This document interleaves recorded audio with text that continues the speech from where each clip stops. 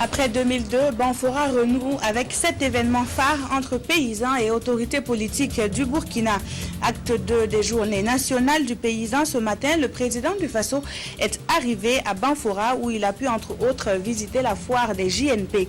Plus de 1000 producteurs sont présents pour trouver ensemble avec les autorités les stratégies de renforcement de la résilience des populations face au changement climatique et ce pour une sécurité alimentaire durable. Et nous irons à Banfora dès le début de ce journal. Il se tient en ce moment également la semaine d'action pour l'éducation pour tous au Burkina. La coalition nationale pour l'éducation pour tous a saisi l'occasion pour interpeller les autorités sur l'engagement pris à Dakar en 2000, celui de garantir la gratuité de l'éducation de base. Les échos dans ce journal.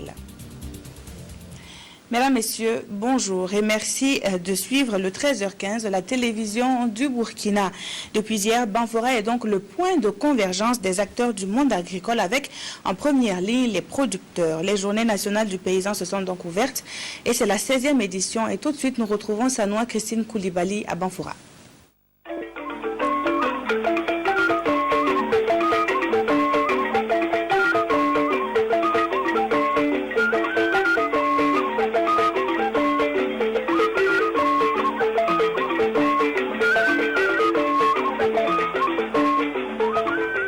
Madame, Monsieur, bonjour et bienvenue aux actualités de la Journée nationale du paysan. Avec nous sur ce plateau, un invité, il s'agit de Seydou Ouedraogo, président de la Chambre nationale d'agriculture du Burkina.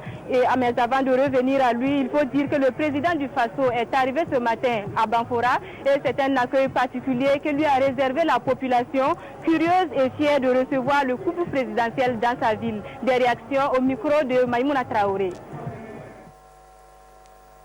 On a vu le président ce matin-là. Nous sommes tous contents. Ce qu'on devait faire, on a tout laissé. On est venu ici pour voir le président. On est content. Je n'ai jamais vu le président ici. Donc je dis de la vie, je suis très content pour le voir ici. Place Nako Diaranye, Ananaya Doula Diaranye. Voilà, Diaranye la Kosovo, Anakana Lone can faire à Diaranye. Amba félicité, Alibe, Alakaseka, Kabara Taranye, Akaseka, Flefana Kandeme. On a vu le président avec Madame Chantal, la première dame de Burkina Faso. Nous sommes très très contents. On ne croyait pas. Jusqu'à présent, on ne croyait pas. Maintenant, on est sûr qu'il va venir, qu'il est venu. À l'œil nu, non. On n'a jamais vu à l'œil nu. On est très satisfait et on souhaite que cette édition va continuer avec succès durant les années qui suivent.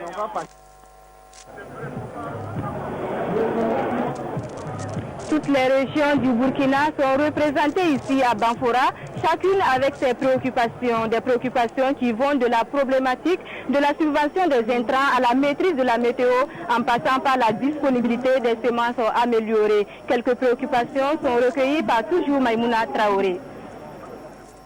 Les préoccupations sont nombreuses. Nous allons partir d'abord du problème de la pluviométrie, qui est un problème réel au niveau qui nous angoisse beaucoup. Il y a le problème des intrants, il y a le problème de la mécanisation même agricole. Nous attendons beaucoup de cette journée. Nous utilisons les semences améliorées et chaque année l'État subventionne, nous aide, mais ce n'est pas suffisant. Nous pensons que les semences améliorées qui sont disponibles et à temps nous permettent une bonne production agricole. On attend de l'État une subvention encore de plus, puisque cette année la subvention est de 7 milliards, alors que l'année dernière la subvention était de 10 milliards de la part de l'État. Ce qui a fait que cette année il y a eu une augmentation de 2000 francs de plus sur les intrants. Nous demandons à ce que l'État nous appuie sur la semence améliorée, voilà, qui est précoce, qui va vraiment nous aider. Sans ça, de nos jours, avec les variétés anciennes là, ça ne marche plus. Et le changement climatique, les pluies sont de plus en plus rares. Nous sommes dans le système du changement climatique que nous vécons. Il y a des inondations où il y a des pertes d'animaux. Il y a la question de la même maîtrise de la météo, où vraiment nous interpellons les autorités à accorder beaucoup d'importance à la météo pour pouvoir diffuser aux producteurs en cas d'inondation pour qu'ils puissent reculer les animaux des bas-fonds, en cas de sécheresse, que les animaux puissent accéder aux bas-fonds. Bon, il y a le problème aussi foncier qui est là, qui est toujours un enjeu. Quand tu n'as pas la terre, tu n'as pas un endroit pour produire. Tout ça, ce sont des préoccupations. Il y a la préoccupation aussi de l'eau. À chaque fois, il y a des boulis, il y a des barrages. Le coût d'un bouli ou bien d'un barrage, si vous estimez à combien de francs pour faire un barrage, on peut faire des forages et utiliser la nappe phréatique.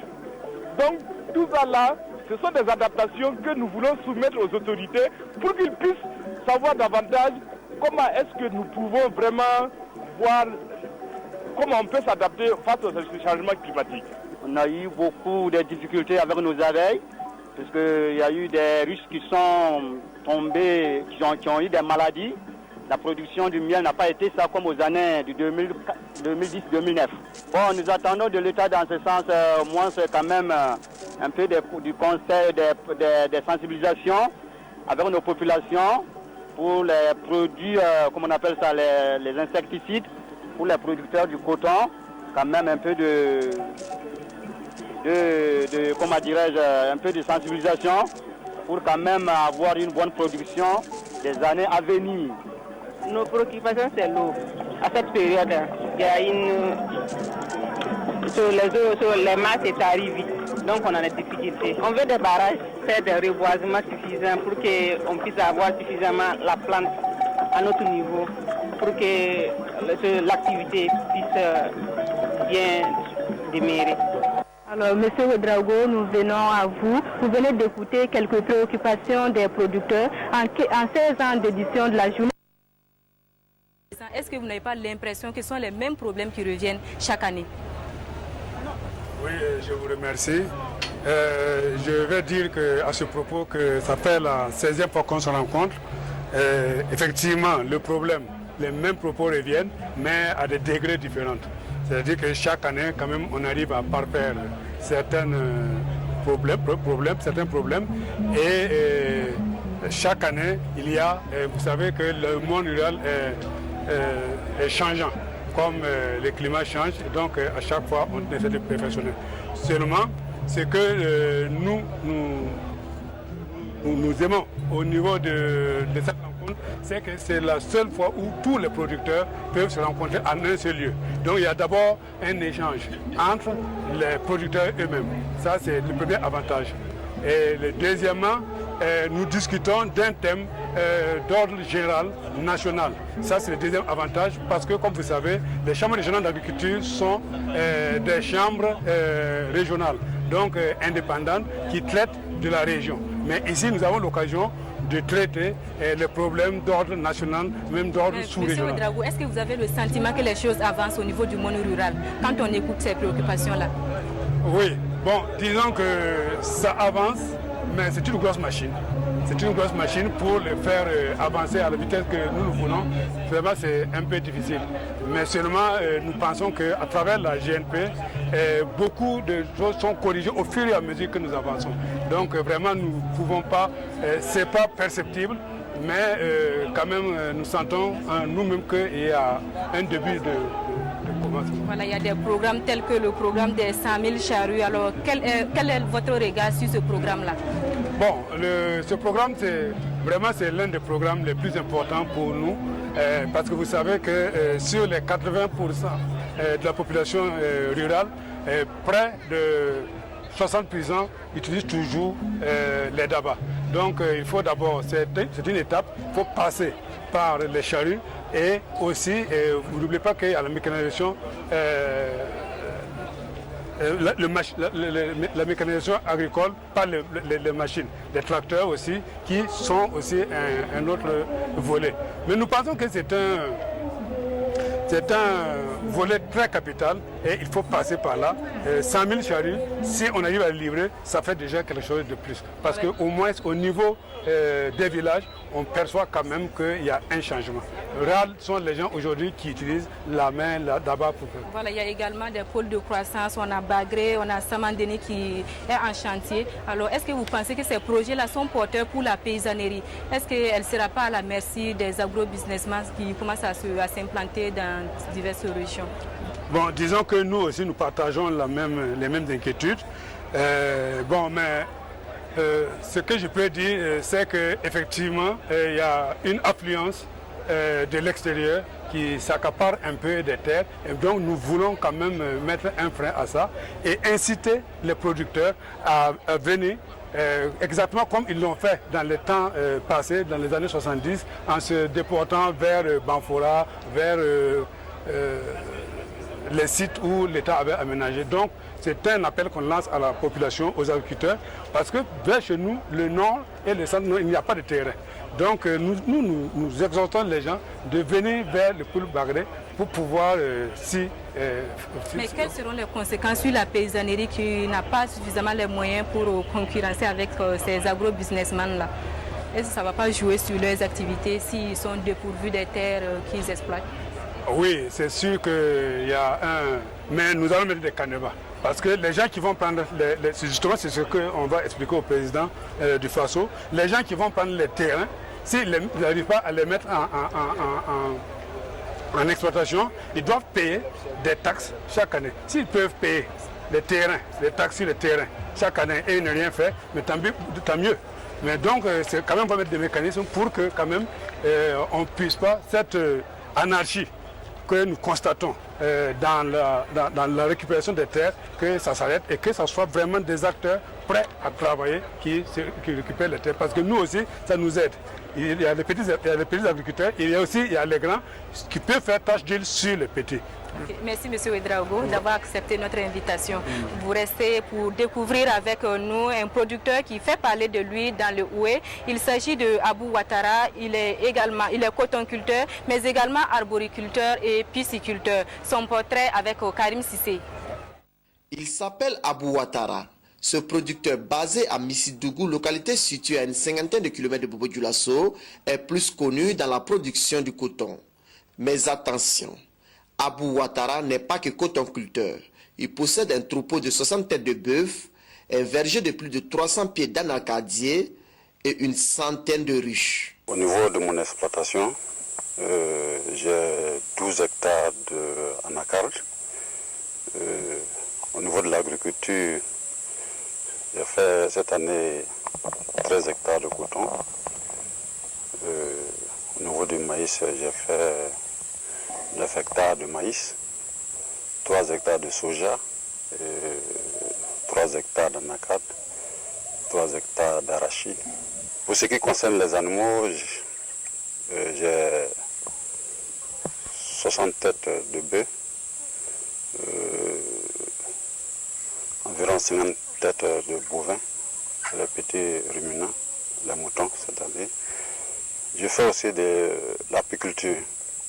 Au cours de la campagne agricole passée, Abou Ouattara a produit du coton sur une superficie estimée à 13 hectares. Après vente, il a réalisé un bénéfice de plus de 2 millions de francs CFA. Grâce aux fruits de son travail, il s'est acheté une plateforme multifonctionnelle.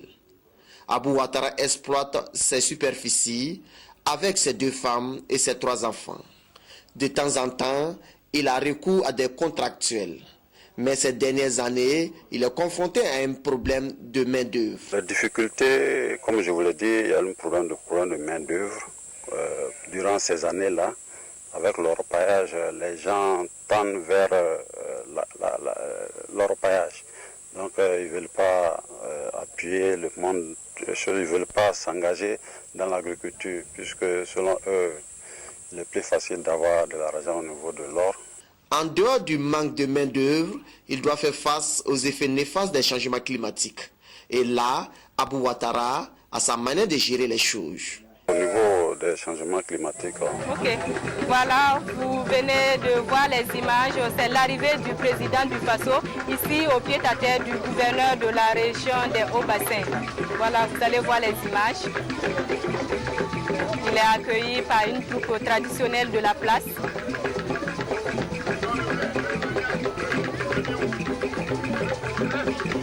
Voilà, le président du Faso qui est accueilli par les présidents ici présents, les 1200 producteurs réunis ici pour échanger avec le président du Faso.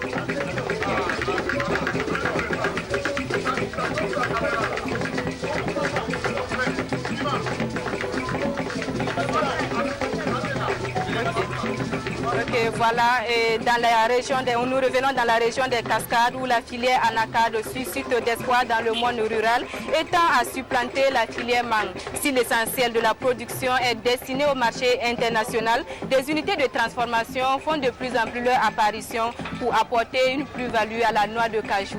Reportage. Introduit au Burkina Faso dans les années 60 pour protéger les sols et freiner la désertification, l'anacardie est en passe de devenir l'un des piliers du développement économique de la région des Cascades. Avec 5 millions d'hectares d'anacardie et une production annuelle de plus de 20 000 tonnes de noix, la région des Cascades se hisse à la première place dans la production de la noix de cajou au Burkina Faso. C'est une filière porteuse parce que si nous prenons les statistiques, on se rend compte que l'anacarde, au-delà de créer des revenus dans le milieu rural, crée encore des revenus dans le milieu urbain. On a estimé à plus de 570 millions de francs, ce que le Burkina avait pu engrandir. En plus des revenus directs versés aux producteurs, cette filière crée des emplois à travers des unités de transformation. L'entreprise présentement emploie 300 personnes. Aujourd'hui, nous avons 90% de femmes venant de la banlieue de Banfora, et issues généralement des couches assez défavorisées. Même constat ici à l'association Wall, qui ne se limite pas au décortiquage de la noix. Nous faisons des produits dérivés de l'anacarde, qui sont les amandes grillées, que nous pouvons avoir au niveau local ici à la boutique. Nous avons également les caramels que nous produisons à partir des amandes. Nous avons également la pâte d'anacarde.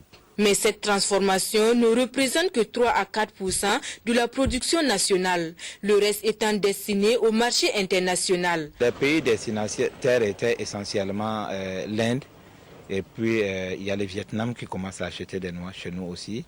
Et il y a maintenant le Proche-Orient, qui même commence, la Syrie et autres, qui commencent à enlever des noix de cajou chez nous. Nos noix sont prisées sur le marché international parce que chaque année, comme on le remarque, il n'y a pas de noix de Burkina qui restent. On vient généralement enlever presque tous nos stocks, mais il faut reconnaître quand même qu'il y a des difficultés de qualité souvent. Des difficultés prises à bras le corps par la recherche qui met à la disposition des producteurs de nouvelles variétés et de nouvelles techniques de culture. Ces innovations permettent aujourd'hui à l'anacardie de supplanter petit à petit la production de la mangue confrontée à la mouche des fruits qui occasionne d'énormes pertes, contrairement à l'anacardier où tout est source de revenus, de la pomme à l'amande en passant par la coque. Toujours ici à Banfora, Peggy Ouedraogo à vous l'antenne pour la suite du journal.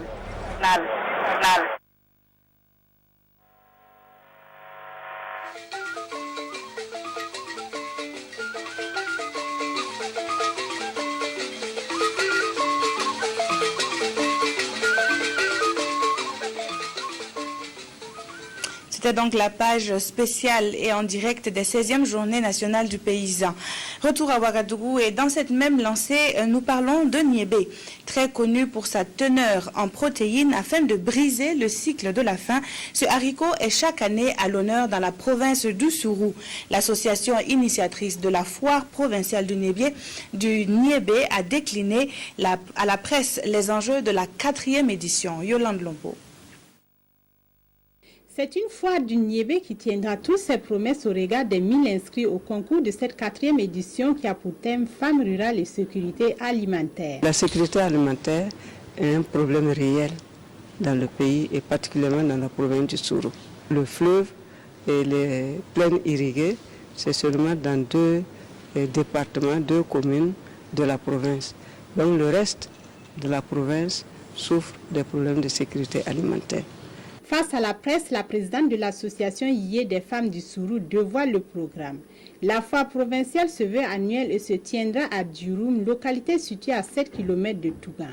Il est prévu des conférences de sensibilisation sur des thèmes divers au profit des femmes, un marché de niébé, des concours d'art culinaire et une remise de prix. Quand nous avons commencé l'expérience, en 2007, nous étions à environ 7000 tonnes dans la province. Et aujourd'hui, en 2012, la production a atteint près de 60 000 tonnes. Elle est due à l'intervention des services techniques du ministère de l'Agriculture, du ministère de la Recherche et aussi à la contribution de l'association dans la diffusion, la formation des femmes productrices de niébé. L'innovation majeure étant la participation des associations sœurs issues des autres provinces du Burkina Faso. Commerçants, transformatrices et acteurs de la filière niébé sont donc attendus les 3 et 4 mai 2013 dans la province du Sourou pour la valorisation et la pérennisation de cette culture de rame. Depuis octobre 2010, il est l'un des fruits, sinon le plus important, né de la coopération entre la Chine, Taïwan et le Burkina. Un complexe sanitaire répondant aux normes internationales baptisé Hôpital National Blaise Compaoré. Et sur instruction de son président, le nouvel ambassadeur de la Chine, Taïwan au Burkina s'est rendu sur le site de l'hôpital pour s'imprégner de son fonctionnement. Le point avec Nathalie Sawadogo.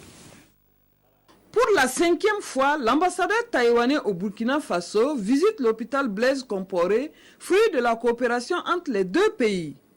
Des services d'urgence en passant par les consultations externes, l'imagerie médicale, le laboratoire, l'hospitalisation de la chirurgie et la gynécologie, le visiteur a pu toucher du doigt les réalités de l'hôpital. Aujourd'hui, j'ai visité cet hôpital et j'ai observé que l'hôpital Blaise Compaoré fonctionne maintenant normalement. Petit à petit, il y a plus de patients malades qui viennent faire consultation, faire l'opération ici. Donc, je crois que cet hôpital, il va marcher normalement, il n'y a pas de problème. Et j'espère qu'il peut aussi jouer un rôle beaucoup plus important de diminuer la dépense médicale pour la population. Alexandre Sanfo, directeur général de l'hôpital, a fait une brève présentation de sa structure et a formulé quelques doléances relatives à la gestion des équipements et au manque de régulateurs pour réguler les appareils en cas de délestage. Et je crois qu'au niveau de notre équipe de polyhôpital, je crois qu'on va étudier ça. Et à ma connaissance, notre technicien de polyhôpital a déjà mis ça dans le projet de l'année prochaine. Nous nous réjouissons que le soutien qu'ils nous ont apporté antérieurement se poursuive. Et grâce à ce soutien, nous allons encore améliorer le fonctionnement de cet établissement.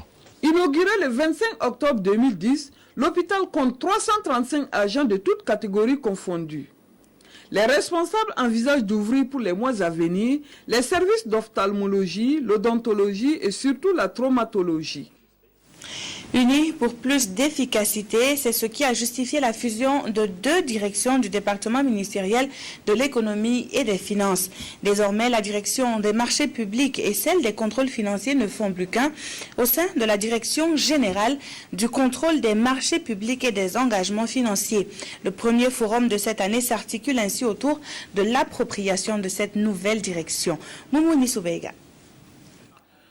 La Direction générale du contrôle des marchés publics et des engagements financiers est née de la fusion de la Direction générale des marchés publics et de celle du contrôle financier.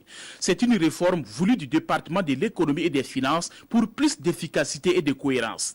Réunis pour leur premier forum de l'année 2013, les contrôleurs financiers placent l'opérationnalisation de cette nouvelle direction générale et ses attributions au centre des échanges.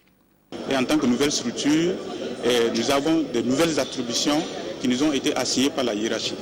Donc il fallait donc se retrouver entre contrôleurs financiers pour s'en approprier et pour proposer des pistes de solutions pour améliorer nos prestations. La hiérarchie des finances dit attendre beaucoup de ce forum pour resserrer les liens entre contrôleurs financiers et atteindre les objectifs visés.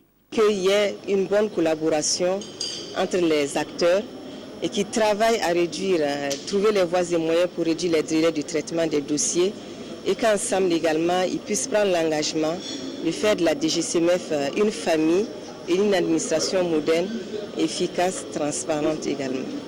Il est également prévu à ce forum de communication sur la réorganisation du ministère de l'économie et des finances et sur la corruption et la bonne gouvernance au sein de la direction générale du contrôle des marchés publics et des engagements financiers. Depuis le 21 avril et ce sur toute l'étendue du territoire, les consommateurs de gaz ont pu s'en apercevoir. Le prix des différentes bouteilles ont subi une hausse allant de entre 17 et 22% sur la gamme de bouteilles allant de 2,75 kg à 38 kg. Cette nouvelle tarification en vigueur a été mise en place par le comité interministériel de détermination des prix des hydrocarbures. Adama Koulibaly a fait un tour dans la ville de Ouagadougou pour un constat. Depuis le 21 avril dernier, le prix du gaz butane au Burkina Faso a connu une certaine hausse. Ces augmentations vont de 200 francs CFA sur les bouteilles de 2,75 kg à 3800 francs CFA sur celles de 38 kg. Mais cette situation ne semble pas alarmante au dire des revendeurs. Avant là, nous on vendait 4000, mais maintenant ils ont dit que les 4 bouteilles ça vaut 5000 francs. Mais si le client est venu seulement, si on a dit les prix seulement, ils ne discutent pas. Ils ont dit que ça a augmenté. Nous-mêmes, on pose les questions, c'est pourquoi que ça a augmenté comme ça. C'est comme ça. L'augmentation, par exemple, de 1000 francs CFA sur la bouteille de 12 kg 5 qui passe de 4000 à 5000 francs concerne les villes de Ouagadougou et de Bobo-Dioulasso. Pour les autres localités, d'autres tarifs sont appliqués au regard de certaines mesures. Et nous reviendrons bien entendu sur cette mesure plus en détail. Une feuille de route axée sur la production de résultats, c'est ce qui ressort du premier conseil d'administration du secteur ministériel en charge de la jeunesse. À Kaya, les participants ont défini et arrêté les grandes actions devant mener à bon port le navire jeunesse, formation professionnelle et emploi. Jacques Lamissa Tarpada. C'est sur des notes de satisfaction que s'est achevé le premier conseil d'administration du secteur ministériel du département en charge des questions de jeunesse, de la formation professionnelle et de l'emploi. Elle aura permis d'une part aux participants d'échanger autour des préoccupations du ministère et d'autre part d'adopter le programme d'activité de 2013. D'autres sujets tels que le cadre sectoriel de performance, la mise en œuvre du programme spécial de création d'emplois pour les jeunes et les femmes ont été mis sur la table de discussion. Après 2 jours de travaux, les participants à ce CACEM ont fait des recommandations. La nécessité de valoriser les compétences internes du département, le renforcement de la communication fonctionnelle au sein du département, l'allocation conséquente en ressources financières et matérielles aux structures déconcentrées et la relecture de l'organigramme du ministère. L'élément clé de cette rencontre, c'est que à l'heure où je vous parle, le ministère a maintenant un programme d'activité 2013. Et c'est surtout ça qui est essentiel. Si vous n'avez pas un programme d'activité, vous ne pouvez pas évoluer. Alors donc c'est ça qui me réjouit particulièrement. Maintenant au moins on a une boussole et le ministère maintenant, tous mes collègues peuvent se mettre maintenant en ordre de bataille pour qu'on avance. C'est un ministre de la jeunesse assez confiant, en tout cas qui sort de ces CACEM-là. Tout en rappelant le thème de ce CACEM, responsabilité, transparence et imputabilité des actions pour une gestion axée sur l'employabilité et la création d'emplois décents et durables au profit des jeunes, le ministre a invité ses collaborateurs au travail pour qu'au deuxième CACEM en décembre prochain, le département puisse présenter de bons résultats et cela à la grande satisfaction de la jeunesse burkinabé. Les droits dès le départ, protection et éducation de la petite enfance maintenant. Un thème évocateur et qui interpelle plus d'un. Mais la coalition nationale de l'éducation pour tous veut sensibiliser et mobiliser les acteurs de la société civile pour que fassent pression sur les décideurs politiques et à eux justement de respecter leurs engagements sur l'assurance d'une éducation de base gratuite et de qualité pour tous. C'est la semaine mondiale de l'éducation pour tous. Estelle Judith Assorba. Une éducation de qualité pour tous d'ici à 2015, c'est l'engagement pris par les pays participants au Forum mondial sur l'éducation tenu à Dakar en 2000. À 2 ans de la date butoir, malgré les progrès enregistrés au niveau de l'offre éducative, 68 millions d'enfants dans le monde n'ont toujours pas accès à l'école. Et pire, la qualité de l'éducation demeure une question à résoudre. Au Burkina, la Coalition nationale pour l'éducation pour tous tire la sonnette d'alarme avec ce film « Un enfant a besoin d'un enseignant qualifié ». Un film qui retrace les enjeux du système éducatif burkinabé. On est parti du fait que pour réaliser l'éducation pour tous en 2015, nécessairement il faut des enseignants, il faut des salles de classe, bien sûr, il faut des enseignants, mais également des enseignants qui soient qualifiés. On ne peut pas vouloir la qualité de l'éducation en négligeant ce paramètre-là. Et vous avez du reste suivi un peu le film. Ça ressort quand même que quelque part, il y a beaucoup qui reste à faire. La formation des enseignants, bon, c'était d'une année, mais c'est revenu à 2 ans. Mais le contenu, il faut carrément le revoir. Et il faut faire de telle sorte que le nombre d'enfants par classe soit quand même ramené à un effectif assez raisonnable.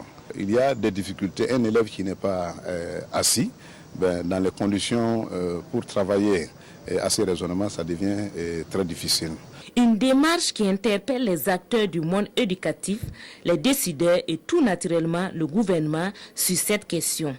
Occasion pour le ministre tutelle de dévoiler les actions entreprises à court et moyen terme pour remédier à la situation. Ils ont posé par exemple des problèmes de niveau de recrutement des enseignants et des enseignantes. Nous sommes aujourd'hui au niveau baccalauréat. Ce n'est plus le niveau donc BPC. Ils ont parlé du temps de formation. Nous sommes à 2 années de formation. Donc, ça veut dire que nous sommes dans la bonne voie. Ils ont posé effectivement des problèmes, mais ça montre que le gouvernement a pris aussi d'excellentes options par rapport au système éducatif. L'année dernière, vous avez vu, nous avons mis à disposition près de 5000 enseignants et enseignantes. Pendant cette semaine mondiale d'action pour l'éducation, la coalition va multiplier ses actions de sensibilisation et de plaidoyer auprès des parties prenantes du système éducatif afin que la situation s'améliore pour qu'une éducation de qualité pour tous soit effective au Burkina Faso. Oui, et dans moins de 10 heures, on saura qui de Floby, de Des Altino ou des Players sera sacré Koundé d'Or 2013. La 13e édition des Trophées de la musique au Burkina se déroule donc ce soir dans la salle des banquets de Ouaga 2000 sous le parrainage de Madame Chantal Compaoré, épouse du président du Faso. Remise de trophées, défilé de mode, prestations d'artistes seront au menu de cet événement musical. Aux côtés des musiciens comme Awa Boussim, des artistes étrangers tels que Flavor ou encore les créateurs du Azonto seront sur scène.